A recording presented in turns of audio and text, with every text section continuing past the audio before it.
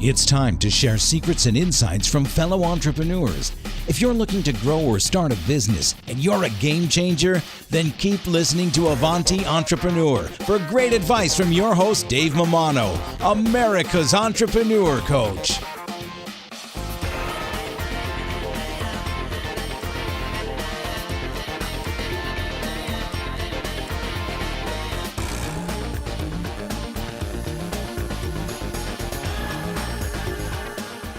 Hey, Avanti Tribe, Dave Mamano here. Just want to thank our sponsor, Paychex. You know, Paychex, they make it simple for businesses of all sizes to pay and manage their team. They make payroll easy with employee pay options, including direct deposit, checks, pay cards, and so much more. Founded over 4 decades ago to relieve the complexity of running a business so that the owners can focus on what matters most.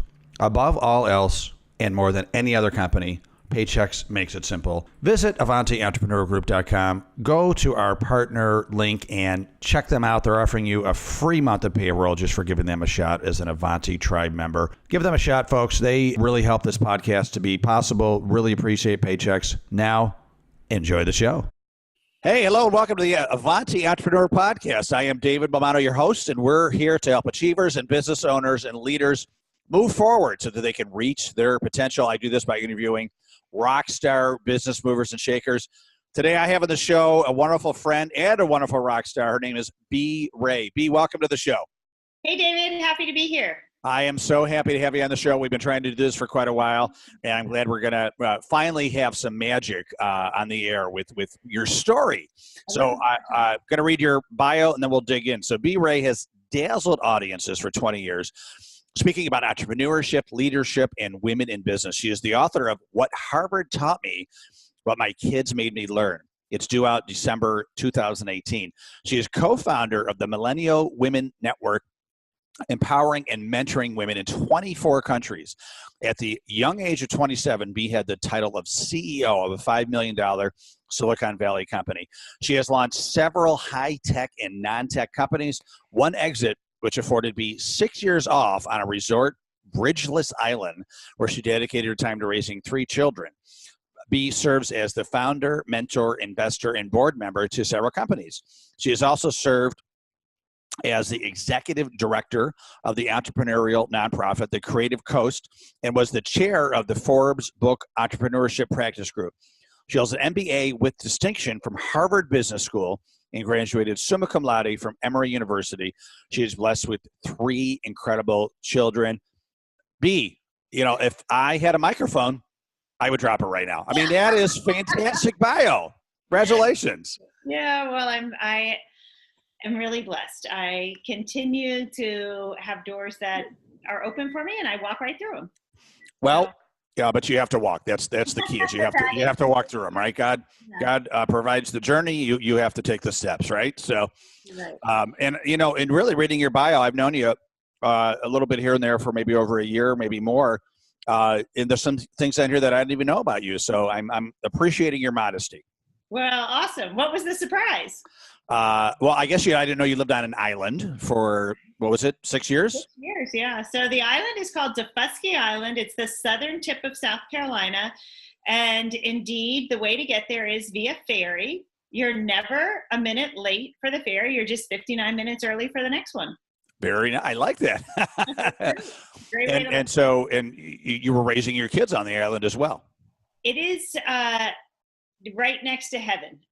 This experience was, I just don't even know how to describe it to you, but I have 3 kids. They were 3 of 7 in the school.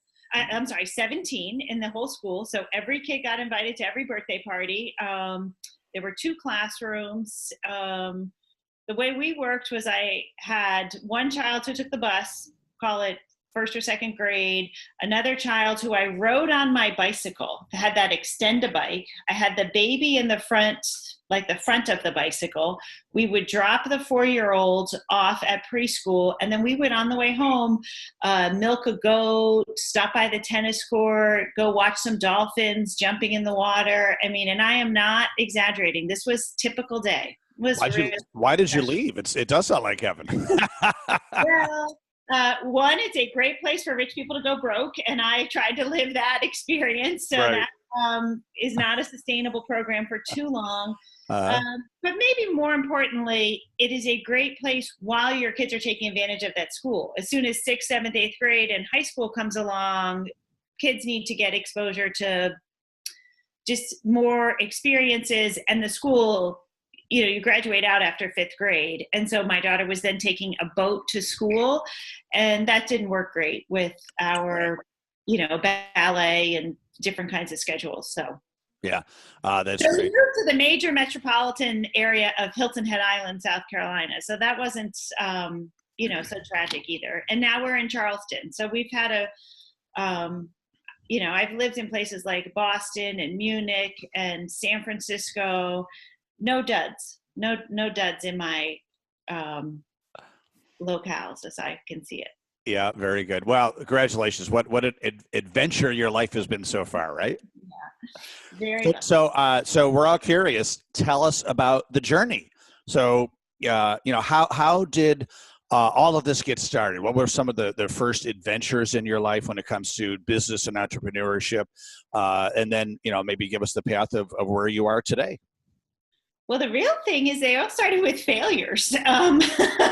So I was always going to be a psychology grad student coming out of Emory University. I'm a psychology major, threw on a double major just because I'd spent some time in England and did comparative politics. I did a honors thesis, and I didn't actually fail. I got the highest grade acceptable, which was the summa cum laude. But where I failed was there were no results in my conclusions for the experiment I was doing. I was doing something on dyslexia, and it was very frustrating to me. And so here I was at the end of college. Sure, I was going on to grad school, had signed up for a year of doing research. And literally the week my dad is coming into town to take me to dinner, thinking about the big paycheck he's written for the last 4 years, I said, whoops, changing my mind. I better go get a job. And that job was a 6-month sales job that led to launching a company. And so my first entrance after a degree started with failure. It is true that I was starting entrepreneurial endeavors since I was 10, maybe. I ran a tiny little newspaper. I ironed shirts. We learned in the neighborhood that women didn't like to iron their husband's shirts, and men didn't care to send them off to be overstarched. So I like to watch General Hospital, and I'd come by and I'd pick up your shirt and I'd iron it, and 75 cents later, I would have had a stack of shirts. I'd deliver them back to you with a nice pay. Give me a wad of cash, and all I had done was watch a soap opera. You got to keep up with Laura and Luke. I remember those days well. Very cool. So great experience, right? I mean, it's all part of the journey. And then I met you when you were working for Forbes, doing their kind of book publishing division, right? That is correct. So that was a great experience for me. So ForbesBooks has a handful of vertical markets, and so they do a lot of work with the physicians in the healthcare space and financial experts in the financial services space. And I ran the division that helped all sorts of business people. And we called it I was the entrepreneurship chair of this division, or the chair of the entrepreneurship practice group.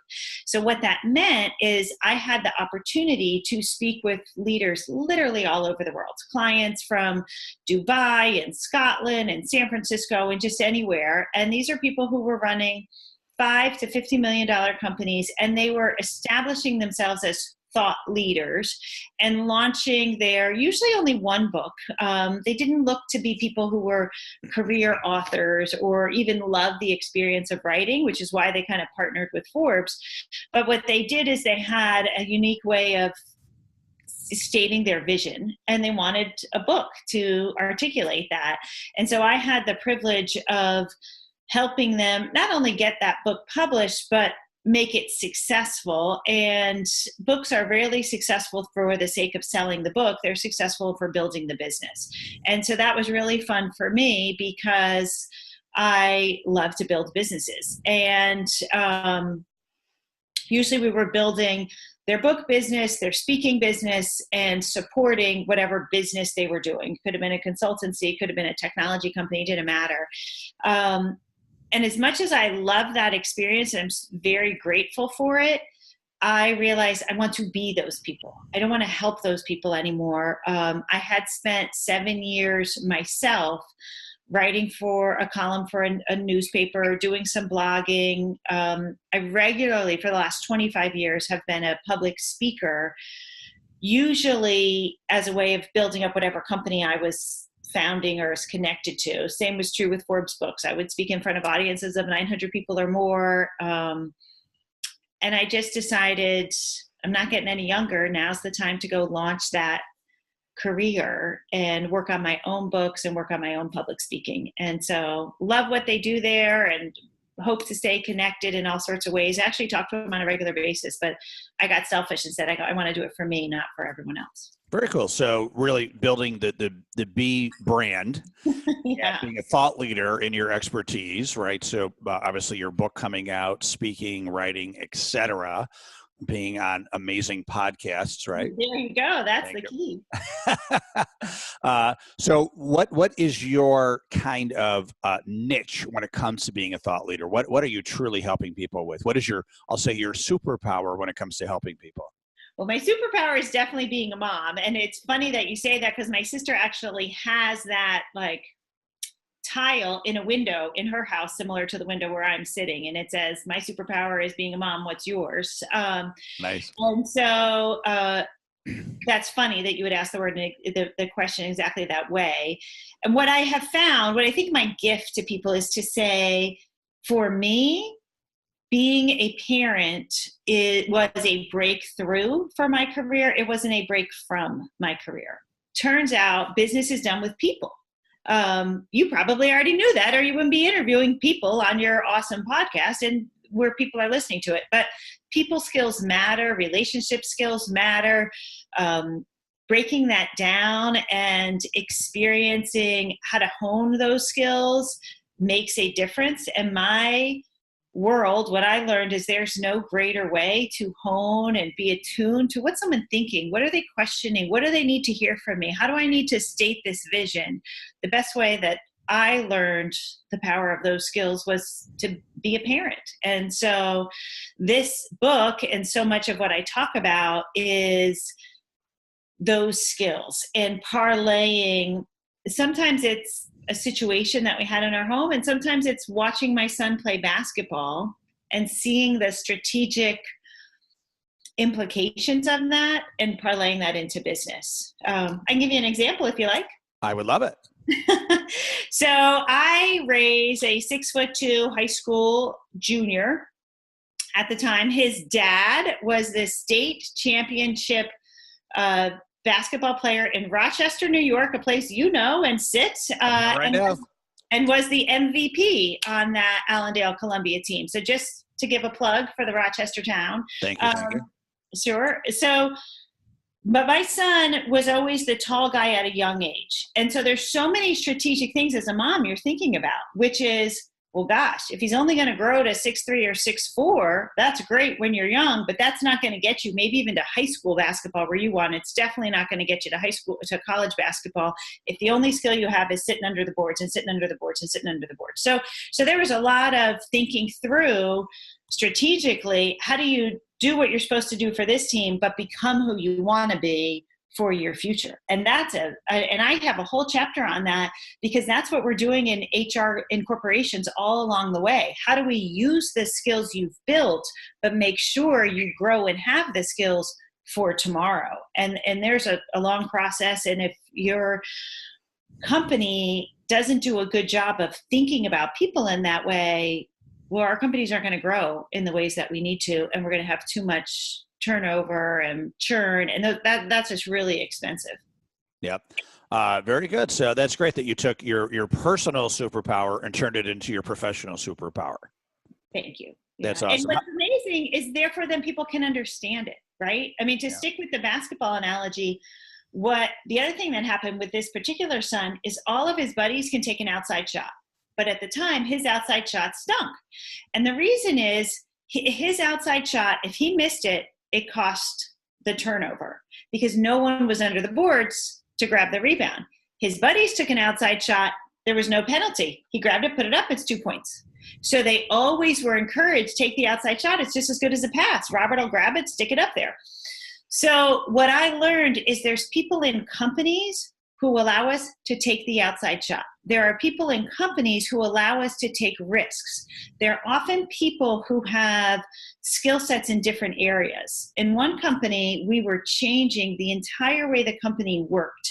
And we were moving from a very straight line organization to a matrix organization. And it was very scary. So someone who had just been a sales manager had to go and get different skills in a particular vertical. It was a really interesting transition. And there was a lot of places where we wondered, is the sales executive going to stick around? Is the marketing executive going to cut it? But we had one woman, and her name happened to be Jen. I'll just use her exact name. And she was running operations, but at different points had run sales. She had run marketing.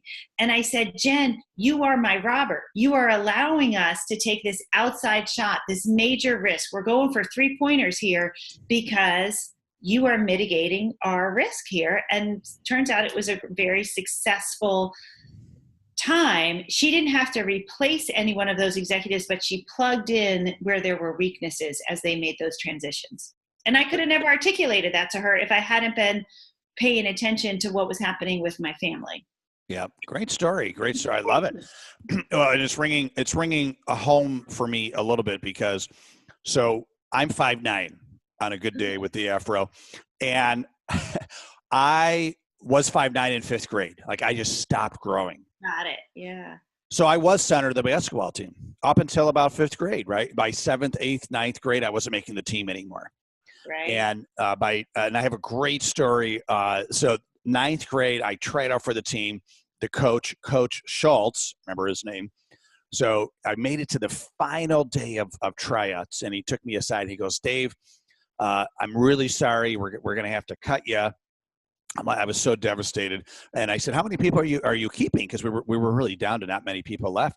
And he goes, "Dave, I'm keeping 12 people," and I was number 13. Oh. And I said, "Coach, my God," I said, 3 people don't show up. You can't even scrimmage. Like, can't you keep more than 12? And he was like, "Nah, we're just going to keep 12."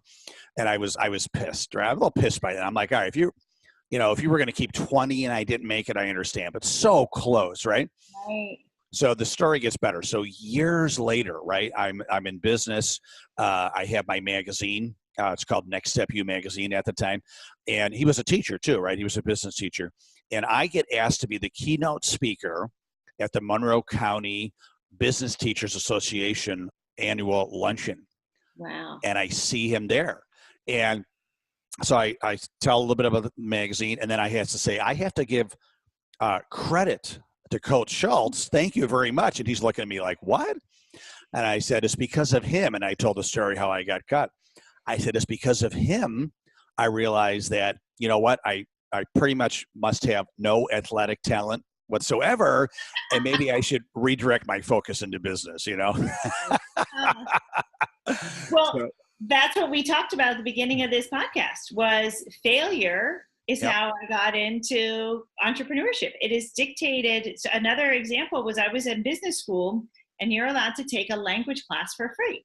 And I like to get my money's worth and Harvard's very expensive. So I said, I'll sign up for German. Rode my bike across the river every day and went to the German class. And at first, these whippersnapper undergraduates were like, oh, business school student, she'll be intimidating. Well, they had all taken German 4 or 5 years, and they were just in German 1 for their easy A. So I just bombed. So much so the professor came to me, patted me on the shoulder and said, even if you get 100 on the exam, you will flunk the course. Might want to save your time. So I went home, stomped my foot and said, guess what? We're moving to Germany. And we did. Oh my God. We did. Because I thought if Harvard can't teach me German, I'm going to move there. And that's what we did. I ended up working for Siemens. I worked in the venture capital arm. And I think at every point in my career, it was always a failure that led to that decision, that reason for it. Yeah, but very unique response, right? Like, oh, you're failing me in German? Well, F you, I'm moving to Germany, right? Maybe a very entrepreneurial response, right? Very entrepreneurial, very unique too. I like that very much. So excellent. So a lot of our Avanti entrepreneur listeners are, beginning to middle stage entrepreneurs, right? And as you know personally right now, they're riding that crazy roller coaster, right? Tons of things to think about: sales, marketing, focus, discipline. What are, based on your experience now as a new entrepreneur with your own business and your experiences in the past, the ups and downs, if you were sitting down with an entrepreneur that just starting out, maybe they're a couple months into it and they have that look, right? What are you going to tell him or her to really help them maximize their first couple of years of being a successful entrepreneur? The main thing is you cannot overdo focus. And I find that, people use that buzzword, but today more than ever, where like media is just coming at you from all different directions. Most people are their own media outlet.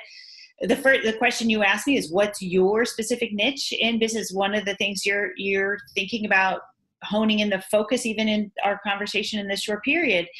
And so that's something we can never do wrong. I've worked with hundreds and hundreds and hundreds of entrepreneurs, and they never say, I focused too much, I made too much money on these people. So it's a constant struggle. But if you are focusing and at least making money, you'll always have the choice to add on. You'll always have the ability or the flexibility to add people, add markets, add locations. But if you miss that part, you're going to be reacting to a need. You're going to end up picking up clients that are not the most valuable. They're going to be the quick dollar.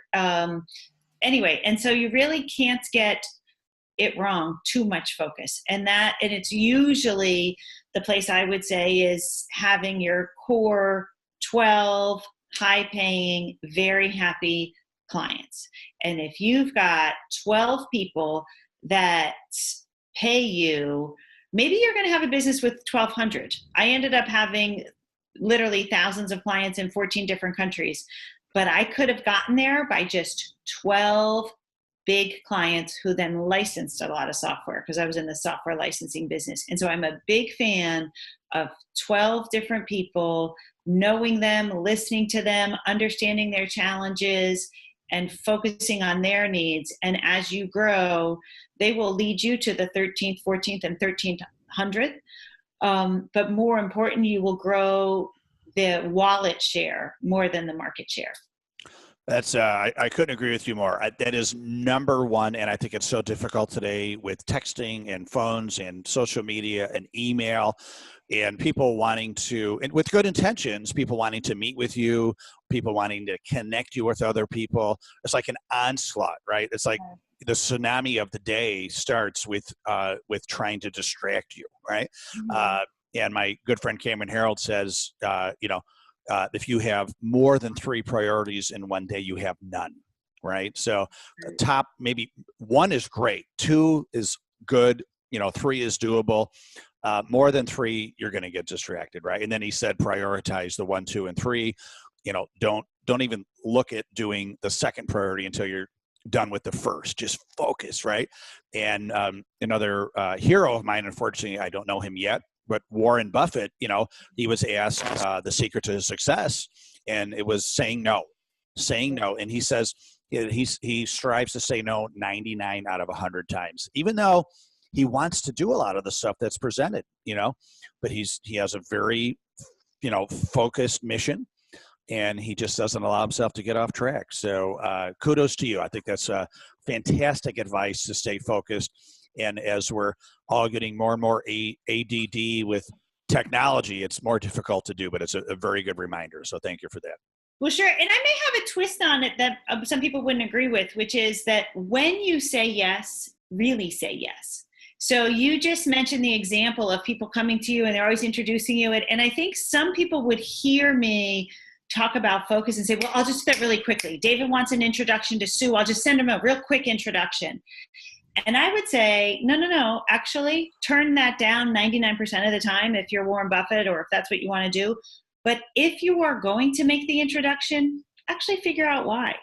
What is that person doing? How can you actually help them? Who is Sue, and is that who they really need to meet? Maybe they need to meet Jeff and Jim and everyone else as well. Oh, and by the way, what can you get for your own business or your own life for those 3 people you're going to make the introductions? How can you make sure it's a blessing to them? And can you give some feedback back to Dave, who's asked for the introduction? So a lot of people would say, boy, Bea, that sounds like a rabbit hole.